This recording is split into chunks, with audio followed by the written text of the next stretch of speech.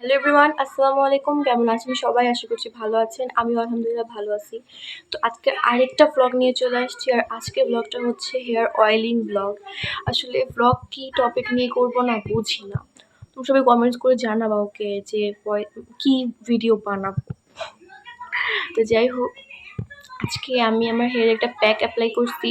তো এই প্যাকটা অ্যাপ্লাই করার পর এখন রাত্রেবেলা আমি অ্যাপ্লাই করবো হচ্ছে অয়েল। আর এই অয়েলটা আমি কিভাবে অ্যাপ্লাই করি সেটা তোমাদের সঙ্গে শেয়ার করবো। অ্যান্ড তোমরা কি চাও যে আমি আমার হেয়ার কেয়ার রুটিন শেয়ার করি, তাহলে কিন্তু অবশ্যই কমেন্ট করে জানাতে হবে। আর কমেন্ট করলে আমি অবশ্যই আমার হেয়ার কেয়ার রুটিন শেয়ার করবো। সো বেশি দেরি না করে চলো ভিডিওটা শুরু করি।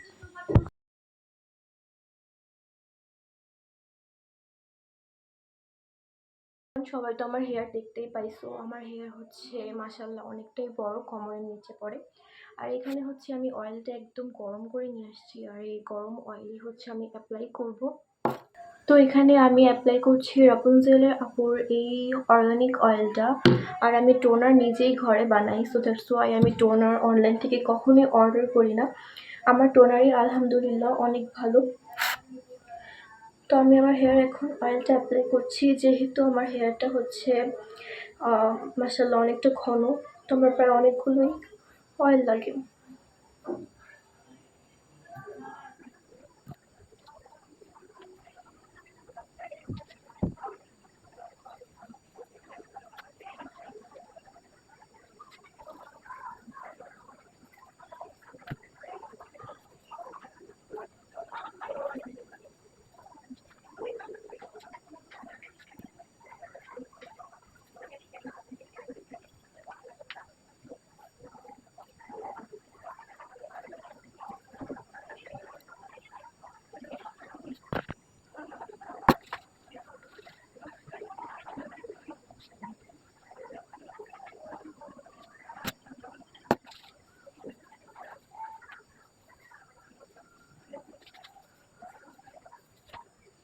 আমি আমার ফুল হেয়ারে অয়েল অ্যাপ্লাই করে ফেলছি, তোমরা সবাই দেখতে পাচ্ছ আমার ফুল হেয়ারে অয়েল অ্যাপ্লাই করা ডান। অ্যান্ড রাইট নাও আমি এই হেয়ারে কোনো প্রকার চিরুনি নিব না। আমি ডিরেক্ট চুলটাকে এরকম করে খোপা করব, খোপা করে দেন ঘুমায় যাব। কারণ যদি আমি এখানে কোনো বেনি করি, তাছাড়া তেল দেওয়া চুলের উপর যদি আমি চিরুনি করি, এক্ষেত্রে আমাদের চুল সব পড়ে যাবে। তেল দেওয়ার সময় চুলের প্রায়োসিটি একদম কম থাকে, যার কারণে তেল দেওয়ার সময় অনেক হালকাভাবে চুল ধরতে হয় এবং তেল দেওয়ার পর চিরুনি লাগানো যায় না। সো দ্যাটস ওয়াই আমি অয়েলটা অ্যাপ্লাই করার পর এখন খোপা করে ঘুমিয়ে যাব।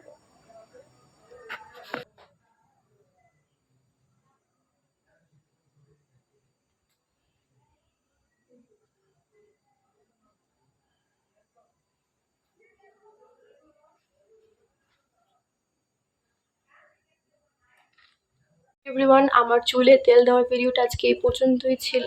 কার কেমন লাগছে লাইক কমেন্ট শেয়ার করবা, সাবস্ক্রাইব করবা। এটা কিন্তু আমি এমনিই করছি। সো কার কার ভালো লাগছে সবাই কমেন্টস করে জানাবা। আর আমার চ্যানেলটা কিন্তু একটু ছোট, তাই লাইক কমেন্ট শেয়ার দিয়ে পাশে থাকবা। সো আজকে ভিডিওটা এই পর্যন্তই। আল্লাহ হাফেজ।